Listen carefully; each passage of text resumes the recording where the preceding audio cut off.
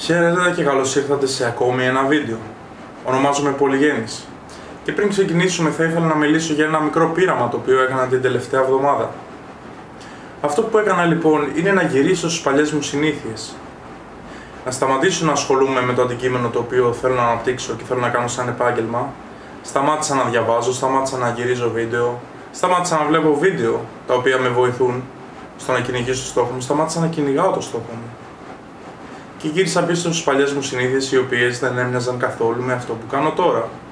Οι παλιές μου συνήθειες είχαν μέσα το να παίζω στο laptop, το να βλέπω συνέχεια shorts στο YouTube, Facebook, να τρώω οτιδήποτε, απλά να μην ασχολούμαι με κάτι παραγωγικό.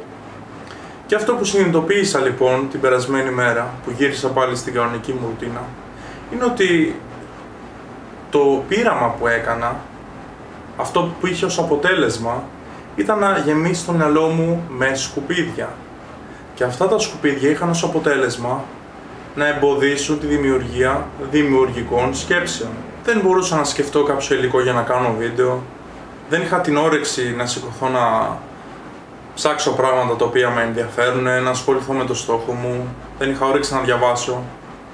Απλά έλεγα ότι έχω γυρίσει στο παλιό μου εαυτό και αυτό είμαι, δεν μπορώ να αλλάξω. Ωστόσο αυτά που είπα δεν είναι αλήθεια. Το κομμάτι το ότι ήταν ένα πείραμα είναι ένα ψέμα. Ουσιαστικά αυτό που έκανα είναι ότι πήρα ένα διάλειμμα για τον εαυτό μου, επειδή κουράστηκα να σκέφτομαι 24/7 το στόχο μου. Είχα πάθει αιμονή με αυτό και μου είναι αιμονή. Θέλω να το κυνηγήσω, είναι κάτι που σκεφτόμουν 24/7 και ακόμα με ενοχλεί, ακόμα το σκέφτομαι. Θέλω να πάρω αυτό που είναι δικό μου, αυτό που με περιμένει, είναι η ταυτότητά μου. Ωστόσο πήρα ένα διάλειμμα, έβαλα λίγο τη σκέψη μου σε τάξη και σε αυτόν τον αγώνα, ο οποίος είναι μαραθώνας κατ' εμέ, έκανα μία στάση, σύντομη στάση. Δεν σημαίνει ότι έχεις αποτύχει αν κάνεις ένα διάλειμμα. Η πραγματική αποτυχία έρχεται με το να τα παρατήσεις.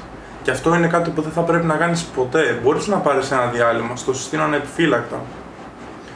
Όταν ειδικά εισέρχεσαι σε κάτι καινούριο, το οποίο σίγουρα αλλάζει πολλά πράγματα στον εαυτό σου, αλλάζει πράγματα στο DNA σου, σκέφτεσαι συνέχεια διαφορετικές σκέψεις. Δεν έχεις συνηθίσει το μυαλό σου έτσι. Το μυαλό σου έχει συνηθίσει αλλιώς. Βγαίνεις από το comfort zone και είναι σίγουρο ότι θα κουραστείς, ψυχικά και σωματικά σίγουρα. Οπότε το να πάρεις ένα διάλειμμα είναι κάτι το οποίο θα κάνει καλό σε σένα. Αλλά φρόντισε να είναι σύντομο, φρόντισε να είναι κάτι το οποίο χρειάζεσαι, ως εκεί που το χρειάζεσαι. Όχι κάτι μόνιμο. Όρισε μια μέρα και αφιέρωσε χρόνο σε κάτι άλλο, να ξεκουράζεις το μυαλό σου, να αποστασιοποιήσει λίγο τον εαυτό σου από όλες αυτές τις σκέψεις, οι οποίες σίγουρα μπορούν να είναι κουραστικές. Να αφιερώνεις χρόνο στους άλλους, αλλά κάντο όποτε χρειάζεται. Ας προχωρήσουμε λοιπόν στο θέμα του σημερινού βίντεο. Το σημερινό βίντεο λοιπόν έχει να κάνει με την αυτοπεποίθηση, η οποία σε πολλούς ανθρώπους λείπει. Πώς λοιπόν μπορούμε να χτίσουμε αυτοπεποίθηση? Πόσο χαλιέται η αυτοπεποίθησή μας? Ποιο είναι το αντίθετο της αυτοπεποίθησης? Το να αμφιβάλλουμε τον εαυτό μας είναι κάτι το οποίο ρίχνει την αυτοπεποίθησή μας, καθώς είναι το αντίθετο. Όσο περισσότερες αμφιβολίες έχουμε για τον εαυτό μας, για το ότι μπορούμε να κάνουμε κάτι, τόσο λιγότερη αυτοπεποίθηση έχουμε. Η αυτοπεποίθηση λοιπόν έρχεται μέσα από ένα μικρό παράδειγμα το οποίο θα σου δώσω. Είμαι σίγουρος ότι ξέρεις να οδηγάς και πολλές φορές έχει τύχει ενώ οδηγείς να σε πάρει κάποιος τηλέφωνο. Παρατήρησε λοιπόν ότι καθώς οδηγείς μπορείς να μιλάς στο τηλέφωνο, ταυτόχρονα να κάνεις χιλιόμετρα, εστιάζεις στη συζήτηση, μπορεί να κρατάς ένα καφέ ή ένα τσιγάρο στο χέρι και κάνεις όλο αυτό το δρόμο χωρίς να καταλαβαίνεις τι κάνεις. Έχεις αυτοπεποίθηση στο ότι μπορείς να οδηγήσεις. Αλλάζεις τις ταχύτητες χωρίς να καταλαβαίνεις πόσες αλλάζεις. Δεν έχεις τη συγκέντρωσή σου πάνω στην οδήγηση, αλλά πάνω στη συζήτηση που κάνεις στο τηλέφωνο. Όλα αυτά έρχονται επειδή έχεις τόσο μεγάλη αυτοπεποίθηση στο ότι μπορείς να οδηγήσεις, που δεν δίνεις καν τη συγκέντρωσή σου πάνω σε αυτό. Είναι κάτι το οποίο σου βγαίνει φυσικά. Και πώς σου βγήκε αυτή η αυτοπεποίθηση? Την είχες όταν ξεκίνησες? Δεν νομίζω. Ποιος την είχε? Όλη αυτή η αυτοπεποίθηση σου βγήκε μέσα από γνώση που έχεις λάβει από τα μαθήματα οδήγησης ή οποιοδήποτε άλλο τρόπο έμαθες να οδηγείς. Η γνώση λοιπόν είναι αυτό που θα δημιουργήσει την αυτοπεποίθηση. Χωρίς γνώση, το μόνο που μπορούμε να δημιουργήσουμε είναι αμφιβολίες. Όταν πηγαίνουμε σε μια καινούργια δουλειά και δεν έχουμε καμία γνώση, Σίγουρα έχουμε πολλές αμφιβολίες για τον εαυτό μας. Σίγουρα σκεφτόμαστε, μπορώ να το καταφέρω? Είναι κάτι το οποίο μπορώ να κάνω? Ανήκω εδώ? Προσφέρω κάτι? Όλα αυτά επειδή δεν έχουμε γνώση του αντικειμένου και θέλουμε κάποιον να μας διδάξει. Ωστόσο, κανείς δεν θα έρθει να μας διδάξει κάτι για τον εαυτό μας. Πρέπει ο ίδιος να λάβεις βήματα, να βάλεις στόχους και να μάθεις τον εαυτό σου. Βρες ένα βιβλίο και διάβασε. Σκέψου. Μείνε ήσυχος σε ένα δωμάτιο και κάνε σκέψεις. Μάθε καλύτερα τον εαυτό σου. Έτσι θα χτίσεις αυτοπεποίθηση.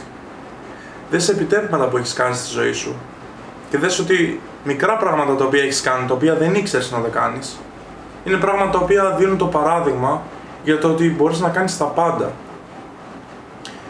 Έτσι λοιπόν δημιουργείται και η ζήλια. Όταν βλέπουμε κάτι στα social media, παράδειγμα, και ζηλεύουμε και λέμε «Α, θα το ήθελα και εγώ αυτό. Α, μακάρι να ήμουν σαν κι αυτό. Μακάρι να είχα τόσα λεφτά. Μακάρι να είχα το σώμα του». Η ζήλια έρχεται από την άγνοια.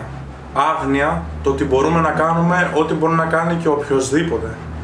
Άγνοια για το ότι μπορούμε να έχουμε ό,τι έχει οποιοσδήποτε. Μπορούμε να κάνουμε τα πάντα, αρκεί να έχουμε αυτοπεποίθηση στον εαυτό μας. Να διώξουμε αυτή την άγνοια, να πιστέψουμε ότι μπορούμε να κάνουμε τα πάντα, μπορούμε να αποκτήσουμε αυτό που θέλουμε. Λαμβάνοντας γνώση πάνω σε ένα αντικείμενο το οποίο μας ενδιαφέρει, θα αποκτήσουμε αυτοπεποίθηση. Είτε αυτό σημαίνει μια καινούργια δουλειά, είτε αυτό σημαίνει να μάθω να οδηγάω, είτε αυτό σημαίνει να ανοίξω μια επιχείρηση, οτιδήποτε. Πολλές φορές δεν υπάρχει πίστη, όμως την πίστη μπορούμε να τη χτίσουμε. Στον εαυτό μας ή σε άλλα πράγματα. Σου προτείνω λοιπόν να δουλέψεις στον εαυτό σου. Πιο σκληρά από ότι δουλεύεις στη δουλειά σου. Το να δουλέψεις στη δουλειά σου μπορεί να σου προσφέρει τα προστοζήνη. Το ξέρουμε αυτό, το γνωρίζουμε. Το να δουλέψεις στον εαυτό σου όμως θα σου προσφέρει περιουσία. Θα σου προσφέρει πράγματα ανεκτήμητα. Το να κάτσεις να μάθεις τον εαυτό σου. Να κάτσεις να σκεφτείς πραγματικά και όχι να ζεις από συνήθεια. Απλά να κάνεις πράγματα επειδή έτσι έχεις συνηθίσει. Υποσυνείδητα. Χωρίς να ξέρεις γιατί το κάνεις. Χωρίς να ξέρεις αν σου προσφέρει κάτι ή όχι.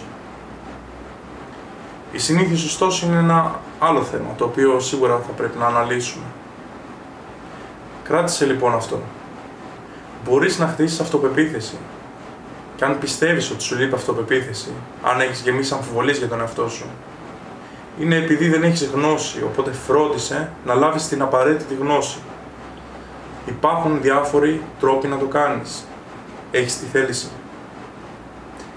Ρώτησε λοιπόν τον εαυτό σου και μάθε. Είμαι ο Πολυγέννης.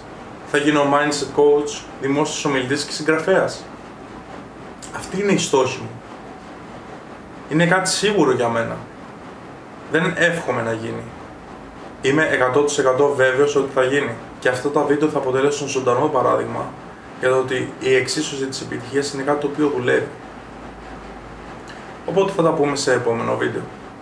Μέχρι τότε, σκέψου. Κάτσε και σκέψου. Καθίσα και σκέφτηκα. Bye.